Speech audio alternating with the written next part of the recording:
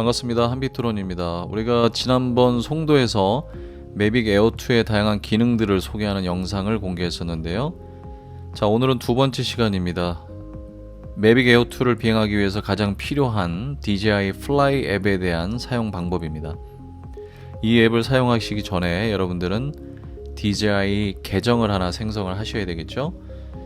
그리고 앱스토어 또는 플레이스토어에서 DJI Fly라는 앱을 설치를 해주시면 되겠습니다.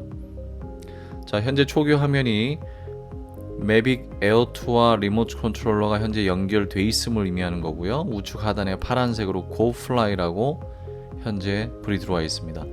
여러분들이 만드신 계정을 로그인하지 않는 경우에는 비행에 여러가지 제약사항이 따른다는 점 참고하시기 바라겠습니다.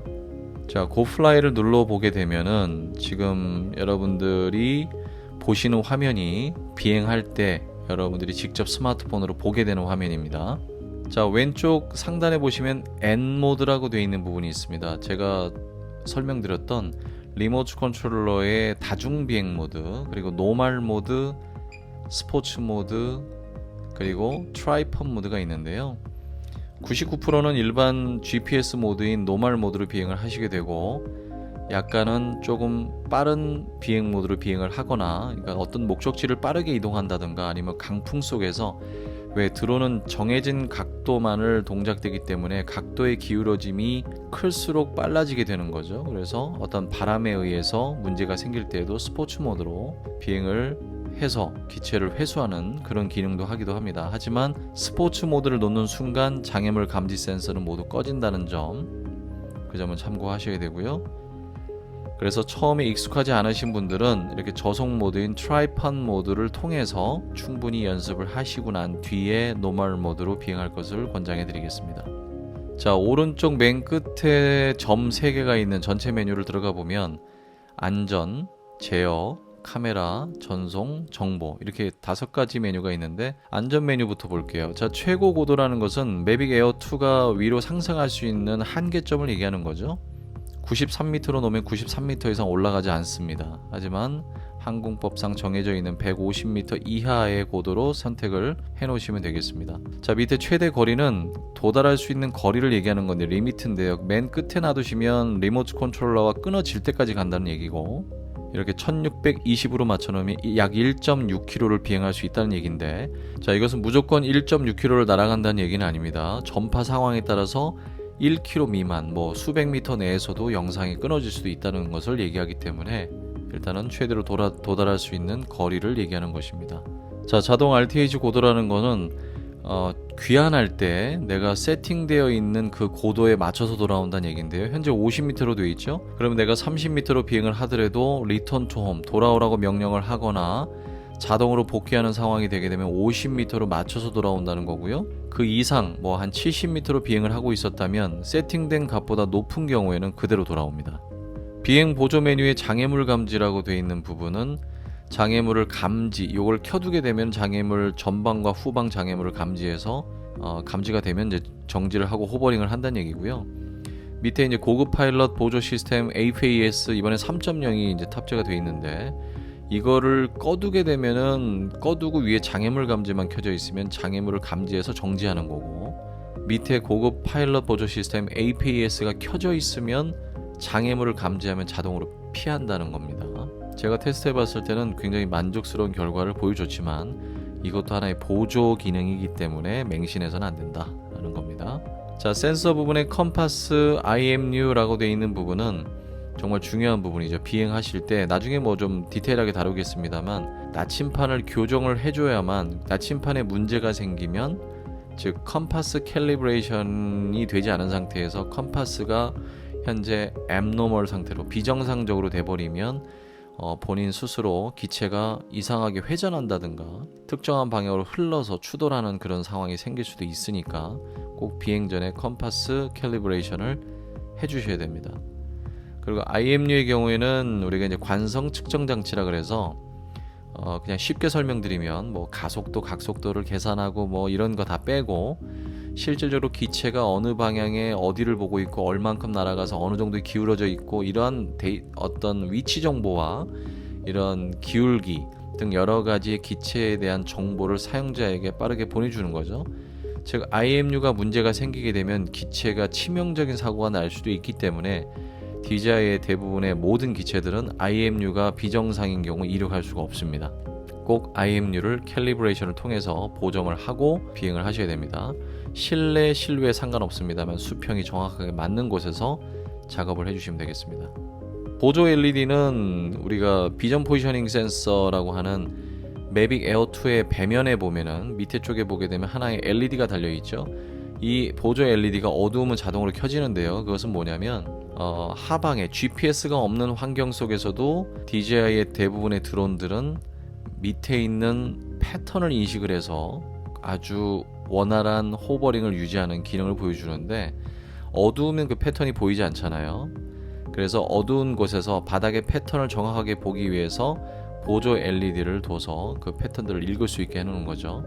자, 안전 고급 설정에 한번 들어가 볼게요. 여기에는 이제 신호 끊김이라 그래서 RC 시그널 로스트라고 하는 메뉴와 같은 겁니다. 즉 리모트 컨트롤러와 신호가 끊어진 경우에 기체가 돌아올 것인지 아니면 그 자리에서 랜딩할 것인지 아니면 호버링으로 그대로 유지할 것인지를 선택할 수 있는데 무조건 리턴 투 홈으로 돌아오라고 선택을 하는 것이 좋습니다.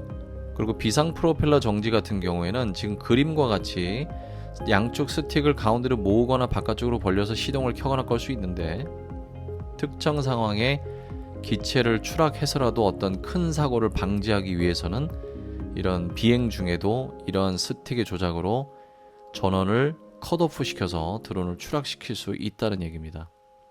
이런 방법에 대해서도 알고는 계셔야 돼요. 그 상황에 닥치게 되면 아무 생각이 안 나게 되거든요. 꼭 이해하시기 바랍니다. 자, 두 번째 제어로 넘어가 볼게요. 단위는 여러분들이 뭐 킬로미터, 미터법으로 높으면 되겠죠. 우리는 뭐 시속으로 좀 봐야 되니까요. 원하시는 단위로 보시면 되겠고요.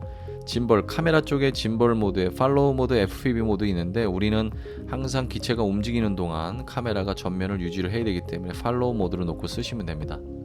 밑에 상향 짐벌 회전 허용이라고 되어 있는 거는 원래 카메라가 전방과 하방 90도 간에 이렇게 움직일 수 있게끔 되어 있는데 상하로 드론이 꼭 위에서 밑에만 찍으라는 법은 없잖아요. 위를 찍을 수도 있는 거죠, 밑에서. 그래서 DJI의 대부분의 기종들은 위로 짐벌을 업 시킬 수 있는 그런 기능들을 두고 있습니다. 만약에 이거를 끄게 되면 제가 지금 현재 짐벌을 위로 올려놓은 상태에서 자, 이렇게 올려놓은 상태에서 끄게 되면은 카메라가 그냥 딱 내려가게 되죠. 하지만 이 기능을 켜게 되면 위쪽으로 약 15도 정도, 드론에 따라 다릅니다. 한 30도짜리도 있고, 근데 제가 보기에는 15도 정도 되는 것 같아요. 짐벌의 수평이 잘 맞지 않는 거라고 생각이 되시면 짐벌 캘리브레이션을 통해서 평평한 곳에 놓고 자동으로 진행하시면 되겠습니다. 그게 어려운 부분은 아니니까요. 짐벌 중앙복귀라는 건 뭐냐면 짐벌이 위아래로 내려갔을 때 물론 끝까지 올려서 여기가 센터 값이 될 수도 있지만 그것을 얘기하기보다는 이 카메라는 화면을 길게 누르고 있으면 이렇게 왼쪽 오른쪽으로도 움직일 수가 있어요. 이런 식으로 거의 한 80도 정도를 돌아갑니다. 네, 이런 식으로. 그래서 여기서 중앙점으로 복귀하기가 물론 눈금자가 있어서 오긴 하지만 그때 저 메뉴를 누르시게 되면 짐벌이 중앙으로 딱 복귀를 한다, 이 얘기입니다. 스틱 모드는 여러분의 비행 방법에 따라서 모드 1, 2, 3을 지원하는데 대부분 처음 시작하시는 분들은 기본 디폴트 값이 모드 2로 되어 있으니까 2로 배우시면 되고요. 기존에 모드 1을 쓰셨다면 모드 1으로 전환해서 사용하실 수도 있습니다. 비행 중에도 바꿀 수 있어요. 자, 버튼 맞춤 설정이라 그래서 전면에 보면 리모트 컨트롤러 좌측 스틱 옆에 보면 노란색 불이 들어와 있는 부분이 이제 펑션 키인데요. 예전에 조종기 뒤쪽에 C1, C2 키에서 내가 커스텀 1, 커스텀 2 가장 많이 쓰는 기능을 그 키에 담아서 썼었는데 그 기능이 없어졌죠. 그래서 펑션 기능으로 대체가 됐습니다. 그래서 저 펑션 키를 한 번 누르느냐 두 번 누르냐에 따라서 여러분들이 메뉴를 골라서 선택해 주시면 되겠습니다. 조종기 캘리브레이션이라는 것은 조종기의 스틱 값을 교정하는 겁니다.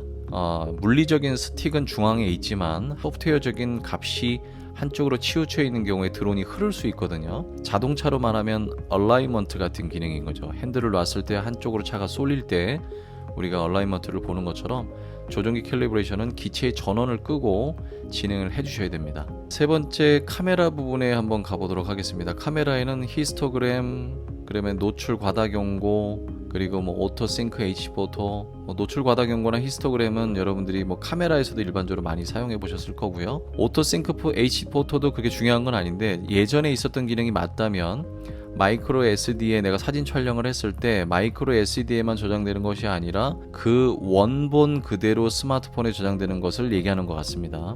하지만 이것도 한번 테스트 후에 정확한 기능이 맞는지 한번 보도록 하겠습니다. 그리고 격자선 부분은 이렇게 놓으시게 되면, 이거는 뭐냐면 우리가 촬영하고자 하는 정중앙에 피사체를 두거나 아니면 이거를 밑으로 내렸을 때 착륙 지점의 정중앙점을 볼 수도 있는 겁니다. 이런 도움이 되고요. 촬영할 때도 물론 도움이 돼요. 하지만 좀 눈에 거슬린다면 이렇게 빼시면 되겠습니다. 저장 장치는 내장 메모리가 8기가 돼 있다 그랬죠. 마이크로 SD를 지참하지 않으신 분들은 내장 메모리를 찍으시면 되는데 8기가 정도밖에 안 되니까 고해상도로 촬영은 좀 어려울 수도 있고요.